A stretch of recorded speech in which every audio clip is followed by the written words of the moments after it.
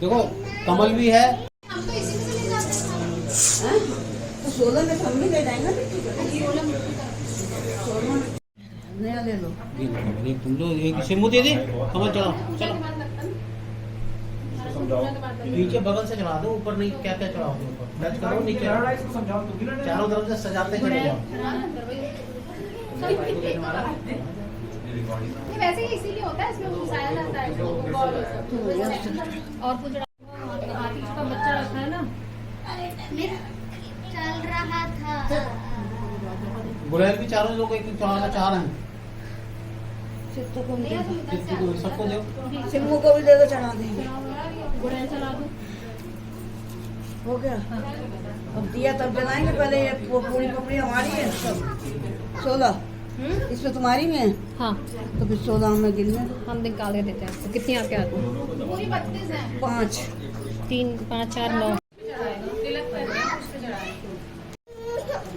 वो का घुमा के लटकाओ सूंड पे। इसको क्या चाहिए? उसको गुना दो, खाना पीने को दे दो। गुना देना दो भाई।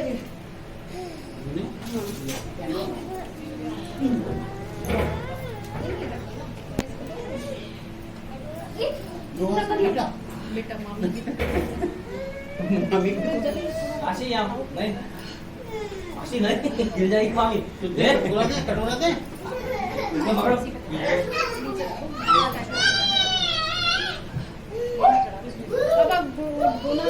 छोड़ दो सर, छोड़ दो।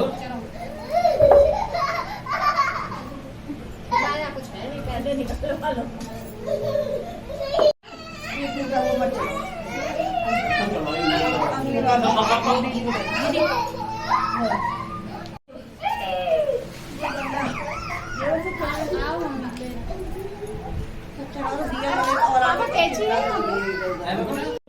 मामी का अभी थोड़ी हुआ का थोड़ा नीचे बैठे। हाँ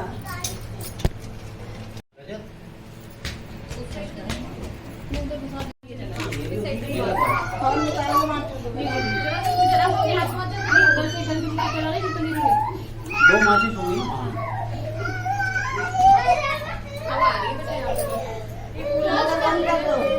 भैया अगली बार से पूजन वूजन हमारी भी नहीं, उसकी टिप पे कपूर डाल दे रहे हैं, 2 मिनट में पकड़ लेना।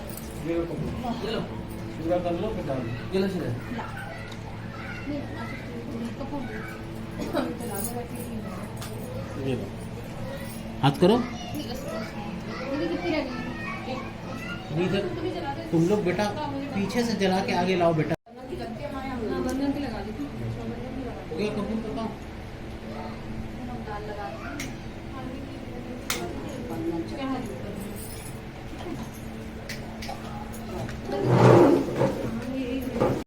ये महालक्ष्मी की पूजा यूपी एमपी में करते हैं पितरपक्ष की अष्टमी को, ठीक है।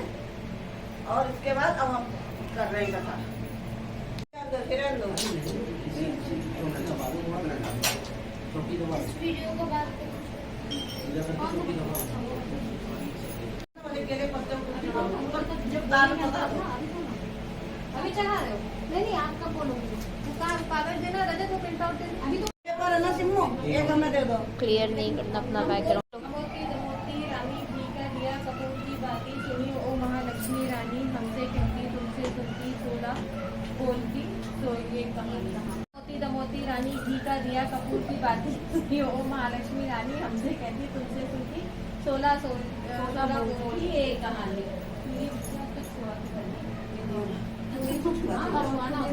हाँ तो इसलिए हम बता रहे लिखा है तो बस ठीक है, हिंदी और माथे से करो।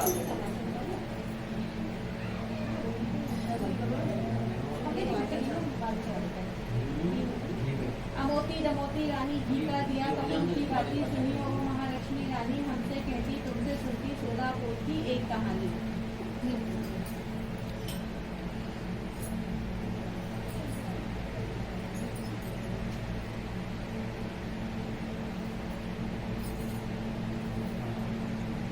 अमोती दमोती रानी घी का दिया कपूर की बाती सुनी, ओ महालक्ष्मी रानी हमसे कहती तुमसे सुनती 16 बोल की एक कहानी।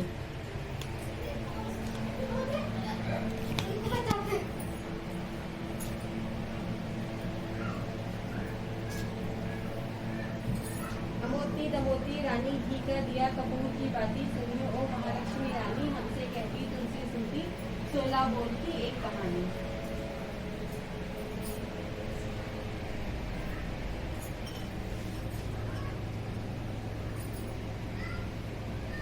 अमोती दमोती रानी घी का दिया कपूर की बाती सुनियो ओ महालक्ष्मी रानी हमसे कहती तुमसे सुनती 16 बोल की एक कहानी।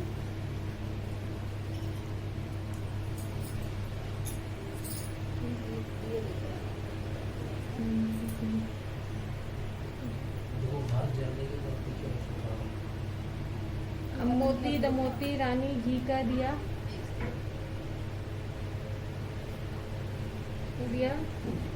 कपूर की बाती सुनियो ओ महालक्ष्मी रानी हमसे कहती तुमसे सुनती 16 बोल की एक कहानी।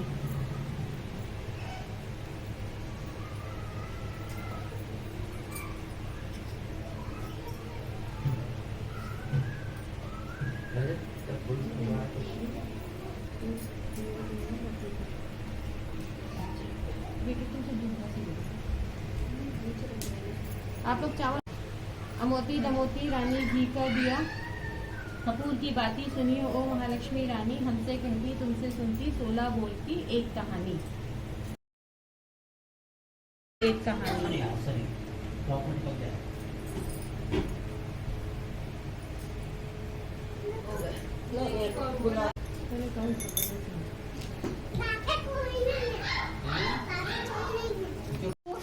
सूत्र 16 गांठ का नैवेद्य हल्दी यज्ञोपवीत लक्ष्मी जी की प्रतिमा कलश केले के खंबे चावल कपूर गुलाल धूप पान तुलसी दल श्रीफल बंधन हार केशर दीप चौकी चंदन पंचामृत का सामान पंच पल्लव अबीर दूध दही घृत वस्त्राभूषण चूड़ियां शहद शक्कर पुष्प माला मेवा मिठाई दक्षिणा द्रव्य आदि ये सभी पूजन सामग्री है।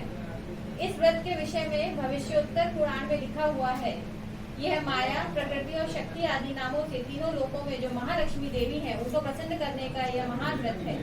इस व्रत को भादों की शुक्ल पक्ष की अष्टमी से क्वार कृष्ण पक्ष की अष्टमी तक किया जाता है। व्रत प्रारंभ करने के दिन 16 बार कुल्ला कर स्नानादि से पवित्र हो तथा स्वच्छ वस्त्र धारण करें। तत्पश्चात कलावे का सूत्र लेकर उसमें 16 गांठ लगाएं तथा उसे चमेली पुष्पों की धूप आदि सुगंधित पदार्थों के मध्य रखें। सूत्र को 16 गांठों की महालक्ष्मी नमः मंत्र से अभिमंत्रित करें और अपनी कामना की पूर्ति की प्रार्थना करते हुए उसे अपने हाथ में बांधें। स्त्री को बाएं हाथ तथा पुरुष को दाहिनी हाथ में सूत्र बांधना चाहिए। इसके पश्चात अपने हाथ में जल लेकर इस व्रत को करने का संकल्प करें तथा महालक्ष्मी देवी का ध्यान करते हुए प्रार्थना करें कि मैं आपकी सेवा में भक्ति पूर्वक तत्पर रहकर इस महाव्रत का पालन कर सकूं तथा उसे निर्विघ्न पूर्ण कर सकूं। ऐसी शक्ति और वीरता मुझे प्रदान कीजिए। फिर दूध के पौधे जल में भिगो कर अर्चन करें तथा दूध और अक्षत हाथ में रखकर तथा कथा सुने या पढ़े। इस प्रकार 15 दिन नित्य धूप तथा अक्षत हाथ में लेकर कथा सुनते रहे। 16वें दिन क्वार बदी अष्टमी को सायकाल स्नान पर सफेद वस्त्र पहने और अत्यंत सुंदर मंडप बनाकर महालक्ष्मी जी की सुंदर मूर्ति अष्टबल श्वेत कमल पर दोनों ओर 2 हाथी की मूर्तियां सहित पधारें। पंचामृत से मूर्ति को स्नान कराएं। इस प्रकार षोडशाक्षर द्वारा पूजन करें या किसी विद्वान पंडित से कराएं। महालक्ष्मी देवी का आह्वान करें, ध्यान एवं स्तुति करें। प्रति ब्राह्मणों को भोजन कराएं तथा शक्ति दान दक्षिणा देवें। पूजन में हवन चालीसा 8 पाठ आरती भी की जा सकती है। उद्यापन करते समय इस सब के अतिरिक्त खाने की वस्तुएं नए सूप 16 की संख्या में रखते हैं तथा दूसरे सूप से ढककर महालक्ष्मी जी को अर्पण करते हैं और 16 ब्राह्मणियों को भोजन करा के दान दक्षिणा लेकर विदा करते हैं। तत्पश्चात स्वयं भोजन करें। महालक्ष्मी जी की व्रत कथा। एक समय धर्मराज युधिष्ठिर ने श्री कृष्ण भगवान को प्रसन्न चित्त देखकर कहा, हे त्रिलोकीनाथ, समस्त ऐश्वर्यों के स्वामी, आप कृपा कर कोई ऐसा व्रत बतलाइए जो सब व्रतों में श्रेष्ठ एवं ऐश्वर्य सुख देने वाला हो।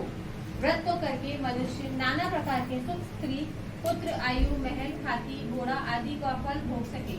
श्री कृष्ण बोले, हे राजन सुनो, सतयुग में जब वृत्रासुर आदि असुरों ने स्वर्ग लोक पर अपना अधिकार कर लिया तब दुखी हो इंद्र ने ऐसा ही प्रश्न देव ऋषि नारद जी से पूछा था।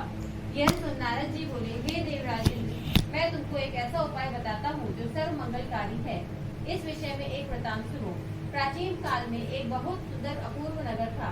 वहाँ की भूमि बड़ी रमणीक थी। तरह तरह के दानों से विभूषित भूमि एवं पर्वत थे। यहाँ सुंदर चंचल नेत्रों वाली स्त्रियों के वाणरूपी कटाक्ष से कामदेव तीनों लोगों को वश में करता था। उस नगर में चारों पदार्थ धर्म, अर्थ, काम, मोक्ष थे। उसकी विचित्र रचना देखकर विश्वकर्मा भी लज्जित होता था। उस नगर में मंगलसेन नाम का राजा राज्य करता था। उसकी चिल्ल देवी और चोल देवी नाम की 2 रानियां थी। एक दिन राजा अपनी प्रिय रानी चोल देवी के साथ अपनी महल की छत पर बैठा हुआ था। वहां से उसने समुद्र के जल से घिरा हुआ एक रमणीक स्थान देखा। उसे देखकर राजा प्रेमातुर हो अपनी प्रिय रानी चोल देवी से बोला, हे समुखे, देखो यहाँ पर तुम्हारी प्रसन्नता के लिए नंदनवन को लज्जित करने वाला एक सुंदर बाग लगवाऊंगा। और अपनी प्रिया को प्रसन्नार्थ राजा ने बगीचा लगवा दिया। कुछ दिन बाद वह बाग वृक्षों, लताओं, फल फूलों और रंग बिरंगे पक्षियों के चहचहाट से अपनी अद्भुत छटा दिखाने लगा। एक दिन उस बाग में बड़ा भयंकर प्रलय काल के समान एक सूकर आया और उसने सारे बगीचे को नष्ट कर दिया। बहुत से बाग के रक्षक भी मार गिराए। कुछ रक्षक उसके भय से व्याकुल हो अपनी जान बचा राजा के पास पहुंचे और राजा से सारा हाल कहा। यह सुन राजा बड़ा कुपित हुआ और अपनी सेना से बोला, तुम शीघ्र वहां जाकर उस भयंकर सूकर को मार डालो। राजा की आज्ञा पा सेना चल दी और घोड़े पे बैठकर साथ में राजा भी चल दिया। चारों ओर से बगीचे को घेर कर राजा ने सैनिकों से कहा कि जिस मार्ग से सूकर निकलकर भाग जाएगा और उस मार्ग का कोई भी रक्षक उसे ना मार सकेगा तो मैं उसका सिर काट डालूंगा। तथा बाग के एक और राजा स्वयं अपना घोड़ा अड़ाकर खड़ा हो गया। देव योग से वह सूकर राजा से ही निकलकर भाग गया। राजा बड़ा लज्जित हुआ और घोड़े को चाबुक से मारता हुआ उसका पीछा करने लगा। पीछा करते करते वह सिंह, व्याघ्र वाले आदि हिंसक जीवों से युक्त घोर जंगल में पहुंच गया। वहाँ ताल, तमाल, भिताल, शाल, अर्जुन, लता आदि के वृक्ष थे। राजा जंगल के चारों ओर से देखने लगा। आगे चलकर सूकर राजा के सामने आया। राजा ने देखते ही उसके भाला मार दिया और भाले के लगते ही उस सूकर ने अपना शरीर छोड़ दिया। वह सुंदर गंधर्व शरीर धारण कर विमान में बैठकर अपने लोक को जाते हुए राजा मंगलसेन से बोला कि हे पृथ्वीपति, आपका कल्याण हो, आपने मेरा उद्धार किया है। अब मैं आपको अपने शाप की कथा सुनाता हूँ। मैं चित्ररथ नाम का गंधर्व हूँ। एक बार देव समूह में ब्रह्मा जी बैठे हुए थे कि चंचल आदि तालों के साथ मैं सब उत्तर गान कर रहा था कि गाते गाते मेरी ताल बिगड़ गई। इस पर क्रोधित होकर ब्रह्मा जी ने मुझे सूकर होने का श्राप दे दिया। फिर प्रार्थना करने पे उन्होंने कहा, तेरा उद्धार धर्मात्मा राजा मंगलसेन के हाथों से होगा। अतः मैं अधम योनि को छोड़कर अपने गंधर्व स्वरूप को प्राप्त हो गया हूँ। हे राजन, मैं वरदान स्वरूप देवताओं को दुर्लभ चारों फल, धर्म, अर्थ, काम, मोक्ष का दाता एक व्रत बतलाता हूँ। यह व्रत श्री महालक्ष्मी जी का है। इसके प्रभाव से आप चक्रवर्ती राजा होंगे। अब आप अपनी राजधानी वापस जाइए। नारद जी बोले, हे इंद्र, इस प्रकार कह गंधर्व अंतर्धान हो गया।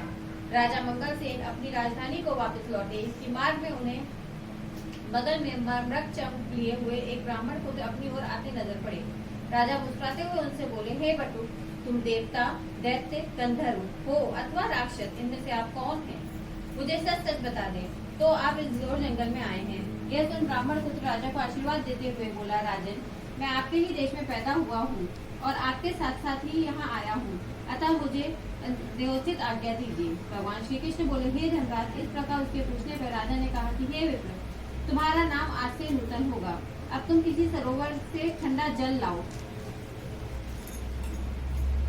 राजा की आज्ञा पाकर नूतन राजा को एक सुंदर वृक्ष के नीचे बैठाकर आप घोड़ों को सेवा हो जल की खोज में चल दिया। आगे चलकर उसने रंग बिरंगे पक्षी देखे। वह वहीं पर चल पड़ा। थोड़ी देर में वह सरोवर के पास पहुंच गया। यह सरोवर बहुत ही रमणीक था। ऐसा प्रतीत होता था कि यहाँ भगवान नारायण का ही निवास स्थान है। सुंदर सुंदर कमलों से चक्रवात आदि पक्षियों से युक्त, तेज हवा चलने वाली लहरों में शांत करने वाला, मीठे जल वाला, महर्षि अगस्त्य की तृषा शांत करने वाला शीतल जल से परिपूर्ण था। जैसे ही वह आगे बढ़ा कि उसका घोड़ा कीचड़ में फंस गया। अतः वह घोड़े पर से उतर कर सरोवर के चारों ओर देखने लगा। समीप ही उसने सुंदर सुंदर वस्त्राभूषण से लज्जित मृगनयनी स्त्रियों को देखा जो मधुर ध्वनि से मंगलगान करते हुए पूजा कर रही थी। नूतन अपने दोनों हाथ जोड़कर स्त्रियों के पास जाकर विनम्र भाव से बोला, हे माताओं, आप सब बड़े श्रद्धा पूर्वक किसी की पूजा कर रही हैं और इसकी क्या विधि है तथा क्या फल है, सच सच मुझे बतावे। नूतन की मधुर वाणी सुन के वो बोली, हे विप्र, भक्ति भाव से श्रद्धा युक्त होकर सुनो। जो भगवती माया, प्रकृति और शक्ति नाम से प्रसिद्ध है, हम उसी महालक्ष्मी जी का व्रत कर रहे हैं। उसी व्रत की कथा तुम भी सुनो। स्त्रियों का नूतन को व्रत की विधि कहना। हे ब्राह्मण, यह व्रत भाद्रपद महीने की शुक्ल भादो सुदी अष्टमी राधाष्टमी से आरंभ होता है। इस दिन प्रातः काल उठकर 16 बार हाथ पांव और मुंह धोकर 16 धागों से युक्त एक बोरी कलावा लेकर उसमें 16 गांठ लगावे और चमेली के पुष्प, कपूर, धूप आदि सुगंधित पदार्थों से प्रत्येक गांठ की पूजा करें और ओम महालक्ष्मी नमः इस मंत्र से 16 बार अभिमंत्रित कर श्री लक्ष्मी जी से प्रार्थना करें। हे महालक्ष्मी, आप हमें धन, धान्य, पृथ्वी, धन, कीर्ति, आयु, यश और शोभा तथा हाथी घोड़े पुत्र दो। हे विप्र, इस प्रकार ध्यान करते हुए इस सूत्र को पुरुष अपने दाहिने अंग और स्त्री अपने बाएं अंग में धारण कर 16 धूप के पौधे और अक्षत लेकर कथा सुने। इस प्रकार भादो सुदी से लेकर अश्विन वदी अष्टमी तक नित्य प्रति कथा सुनना चाहिए। तत्पश्चात अष्टमी के दिन रात्रि के समय जितेंद्रिय व्रतकर्ता को स्नान कर श्वेत वस्त्र धारण करके पूजा गृह में जाना चाहिए और पूर्व की ओर मुख करके पवित्र आसन पर बैठकर सफेद मोतियों से युक्त अष्टदल को कमल बनावे। उस पर कमलासन मंद मंद मुस्कान करती हुई शरद चंद्र के तुल्य कांतिवान चतुर्भुजी दोनों हाथों में कमल लिए श्वेत वस्त्र धारिणी आभूषणों से विभूषित अभय वर देने वाली दोनों ओर हाथियों की सूंड से जल के सींचे जाने वाली श्री महालक्ष्मी जी का ध्यान करते हुए कपूर, अगरबत्ती, चंदन ले भगवती का चित्र बनाकर आह्वान करें कि हे महालक्ष्मी, भगवान विष्णु से उसके पास से आप यहाँ आओ। आपके लिए ही मैंने षोडश को पूजन सामग्री एकत्रित की है। हे विप्र, इस प्रकार 16 दिन समाप्त होने पर व्रतकर्ता को श्रद्धानुसार उद्यापन करना चाहिए। उद्यापन विधि इस प्रकार है। स्वर्ण के पत्र से गऊ के सींग मरवाकर तथा सोना और एवं अन्न, वस्त्र आदि किसी वेद पाठी ब्राह्मण को दान में दें। यदि इतना ना हो सके तो यथाशक्ति द्रव्य दे दें अथवा 16 ब्राह्मणों को जिमाकर वस्त्र आदि की दक्षिणा दे देवे। हे विप्रपुत्र, हमने तुमको सर्वोत्तम व्रत बतला दिया है, जिसके करने मात्र से इच्छित फल प्राप्त होता है। इस व्रत को तुम करो, अपने राजा से कराओ तथा जो श्रद्धा से करना चाहे उसे भी कराओ। भगवान बोले, हे युधिष्ठिर, इस प्रकार तुम व्रत को स्त्रियों के मुख से सुनकर नूतन बड़ा प्रसन्न हुआ और उनको प्रणाम कर घोड़े को कीचड़ में से निकाल कर ठंडा पानी पिलाया और कमल के पत्ते का दोना बनाकर उसमें पानी ले घोड़े पर बैठ राजा के पास गया। राजा को जल पिलाकर नूतन बोला, हे राजन, आज मैं यहाँ पर कुछ स्त्रियों से सुनकर आया हूँ, उसे ध्यान से सुनो। इस प्रकार सारा हाल सुनाकर उस व्रत को नूतन और राजा दोनों ने किया। उस व्रत के प्रभाव से ब्राह्मणों से श्रेष्ठ ब्राह्मण नूतन और राजा में श्रेष्ठ राजा मंगल हो गया। तदुपरांत राजा ब्राह्मणों को साथ ले घोड़े पर सवार हो अपने नगर को चल दिया। राजा का आना सुनकर सब नगरवासी बड़े प्रसन्न हुए। भेंट आदि वस्तु लेकर बाजे के साथ राजा की अगवानी करने चल दिए। चारों ओर घंटा और घड़ियालों के शब्द गूंजने लगे। ऐसा मालूम होता था कि खुशी के मारे सारा नगर नाच रहा है। 16 श्रृंगार किए गजगामियों स्त्रियां भी मंगल गीत गाती हुई राजा की अगवानी को आई। नगरवासियों द्वारा सत्कार किया गया। राजा ब्राह्मण कुमार नूतन के साथ घोड़े पर से उतरकर अपने महल में रानी चोल देवी के पास गया। रानी चोल देवी राजा के हाथ में सूत्र बंधा देख क्रोधित हुई, परंतु क्रोध को छुपाकर विचार करने लगी कि राजा शिकार के बहाने किसी अन्य स्त्री से मिलकर आया है। इसी कारण उसकी बाह में इस स्त्री ने अपने स्वभाव के लिए डोरा बांध दिया है और साथ ही मुझे देखने के लिए इस ब्राह्मण को भेजा है। अतः क्रोधित हो उसने डोरे को राजा की वहां से तोड़कर फेंक दिया। राजा उसकी करतूत ना समझ सका, क्योंकि वह सेवकों तथा मंत्रियों को जंगल का सारा हाल बता रहा था। उसी समय राजा की दूसरी रानी चिल्ल देवी भी एक दासी के साथ राजा को देखने वहां आई। उसने भूमि में पड़े उस डोरे को उठा लिया और उस ब्राह्मण से डोरे के बारे में सारा विवरण पूछा। दासी ने सारा विधान जानकर अपने स्वामी चिल्ल देवी से जाकर कहा और वह राजा का सूत्र भी दे दिया। रानी ने उसी समय नूतन को बुलवा भेजा और उससे कहे गए व्रत को विधान सहित करने लगी। भगवान बोले, हे पांडुनंदन युधिष्ठिर, 1 वर्ष बीतने पर लक्ष्मी पूजा के दिन रानी चिल्ल देवी के महल से अपार बाजे बजने लगे। यह देख राजा को लक्ष्मी पूजन की याद आई। राजा अपनी बाह में बंधे सूत्र को न देख नूतन ने रानी चोल देवी द्वारा उसे तोड़कर फेंके जाने का सारा हाल राजा को बता दिया। यह सुनकर राजा बहुत क्रोधित हुआ और रानी चोल देवी से बोला, अरे दुर्बुद्धि, अब मैं तेरे महल में लक्ष्मी पूजन ना करके रानी चिल्ल देवी के महल में लक्ष्मी पूजन करूंगा। यह कर राजा चिल्ल देवी के महल को चला गया। इसी बीच लक्ष्मी जी गुड़िया का रूप बनाकर परीक्षा लेने के लिए रानी चोल देवी के घर पर आई। रानी चोल देवी उसका निरादर करते हुए बोली, अरे दुष्ट, तू कौन है? मेरे घर कैसे आई? चल भाग यहाँ से। इस प्रकार लक्ष्मी जी रानी चोल देवी से अपमानित होने पर उसे शाप देती हुई बोली, मूर्ख, तूने मेरा अपमान किया है, अतः सुकर मुखी हो जा और आज से इस मंगलपुर का नाम कोलापुर हो जावे। फिर वृद्धा रूप लक्ष्मी जी वहाँ से चलकर परीक्षा लेने के लिए चिल्ल देवी के महल में गई। वहाँ रानी ने उसका बड़ा सम्मान किया। रानी से सम्मानित हो लक्ष्मी जी ने वृद्धा का रूप त्याग कर साक्षात अपना लक्ष्मी रूप दिखाया। उसे देख रानी चिल्ल देवी ने लक्ष्मी जी को साष्टांग प्रणाम कर बड़े प्रेम से नाना प्रकार से उसका पूजन किया। भगवती लक्ष्मी चिल्ल देवी से प्रसन्न होकर बोली, हे चिल्ल देवी, मैं तुमसे बहुत प्रसन्न हूँ, मन चाहा वरदान मांग लो। चिल्ल देवी बोली, हे सुरेश्वरी कमलासन अम्बे, जो भी प्राणी इस व्रत को करे और जब तक चंद्र सूर्य आकाश में रहे तब तक आप उसके घर पर संपूर्ण ऐश्वर्य से परिपूर्ण रखे। उसके घर में आप सदैव विराजमान हैं और एवं मेरे पति सहित आपकी कथा सारी पृथ्वी विख्यात हो। हे धर्मराज, रानी से भगवती लक्ष्मी तथास्तु के वही अंतर्ध्यान हो गई। तत्पश्चात राजा मंगल ने रानी चिल्ल देवी के साथ बड़ी श्रद्धा से पूजन व्रत किया। दुराचारिणी रानी चोल देवी ईर्ष्यावश होकर रानी चिल्ल देवी के महल में आने लगी। वहाँ बैठे पहलवानों ने उसे अंदर जाने से रोक दिया, क्योंकि लक्ष्मी जी के शाप के कारण वह सुंदर के समान दिख पड़ती थी, रानी दिखाई देती थी। तभी वह दुखी हो जंगल में महर्षि अंगिरा के पास गई। उसकी यह दशा देखकर मुनि अंगिरा ने अपनी ज्ञान दृष्टि द्वारा उसकी सारी बातें जान ली। तब मुनि ने लक्ष्मी जी के कुपित होने का कारण उससे कहा और स्वयं श्री लक्ष्मी जी से उसके अपराध की क्षमा याचना करने को कहा। व्रत के प्रभाव से रानी पुनः अपनी लावण्य रूप को प्राप्त हुई। तदुपरांत उसी वन में राजा शिकार खेलने आया। वहाँ मुनि अंगिरा की कोठी में रूप लावण्य से युक्त उस अनुपम देवी को देख राजा मंगल बोला, हे महर्षि, अपनी सुंदरता से इस वन को प्रकाशमान करने वाली स्त्री कौन है? इसका कारण मुझसे कहो। राजा की बात सुन महर्षि अंगिरा ने उसकी सारी कथा सुनाकर रानी चोल देवी से सौंप दी। राजा प्रचंड चित्त हुआ अपनी रानी को लेकर राजधानी आया और रानी चिल्ल देवी सहित पृथ्वी के नाना प्रकार के भोग को भोगने लगा। दोनों रानी बड़े प्रेम से मिलकर रहने और राजा की सेवा करने लगी। राजा मंगल पृथ्वी के समस्त सुख भोगकर अंत में स्वर्ग को गया और मंगल नक्षत्र के नाम से विख्यात हुआ। नारद जी बोले, हे इंद्र, समस्त व्रतों में श्री महालक्ष्मी जी का व्रत मैंने तुमसे कहा है। जो व्यक्ति इस व्रत को करेगा वह धर्म अर्थ काम मोक्ष चारों पदार्थों का भागी होगा। अतः तुम भी इस व्रत को करो, जिससे धन धान्य भूमि कीर्ति आयु यश शोभा घोड़ा हाथी पुत्र पौत्र आदि प्राप्त हो और तुम्हारी कीर्ति फैलती रहे। इंद्र नारद जी को प्रणाम कर अपने लोक को गया और व्रत किया। भगवान श्री कृष्ण बोले, हे युधिष्ठिर, नारद जी से देवराज इंद्र द्वारा पूछे गए शेष व्रत को मैंने तुम्हें बता दिया है, जो सांसारिक और भौतिक सुखों को देने वाला है। श्री महालक्ष्मी व्रत कथा समाप्त। श्री महालक्ष्मी जी की वंदना। मातृ लक्ष्मी करे कृपा, करो हृदय में वास, मनोकामना सिद्ध कर, करो मेरी आस। आरती लक्ष्मी चरित्र आरती हो गया।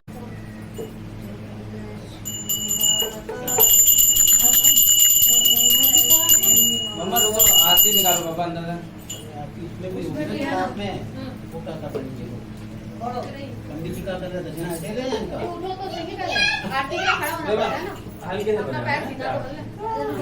आप बैठी रहो, आप बैठी रहो, आपके लिए एक बार करके बैठो। जय लक्ष्मी माता, भैया जय लक्ष्मी माता, तुमको निष्ठुर के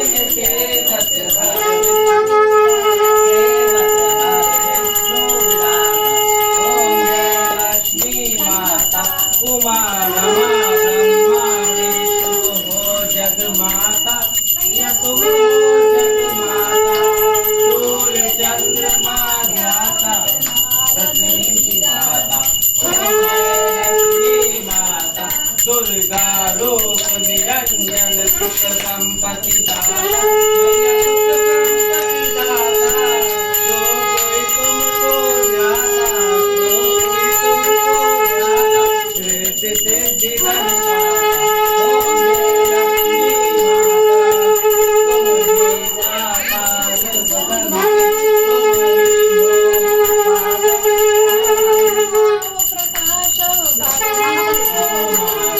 ओम जय लक्ष्मी माता, जिन पर तारो वास जाहि में खाता, कोई कोई करे मन नहीं घबराता। ओम जय लक्ष्मी माता, तुम बिन यज्ञ न होवे, वत्स न मोहि पाता, मैया वत्स न तुम बिन से आता। ओम जय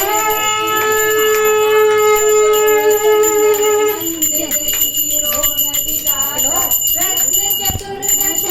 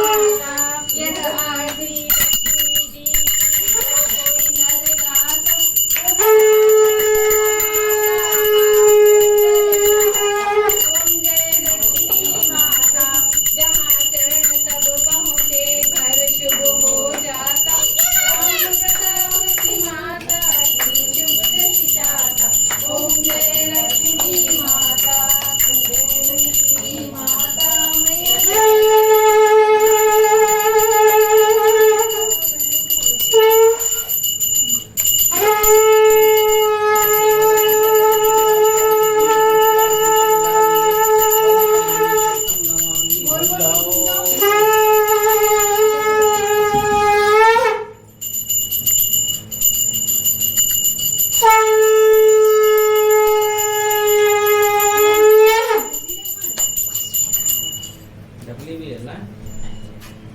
अब तो हो गया। Sit down. Okay, I'm sitting around. अब तो गुलाब जामुन मैं खाऊंगी सारे। जानामि न विसर्जनं पूजा च न जानामि न परमेश्वरी यत् पूजितं परादेव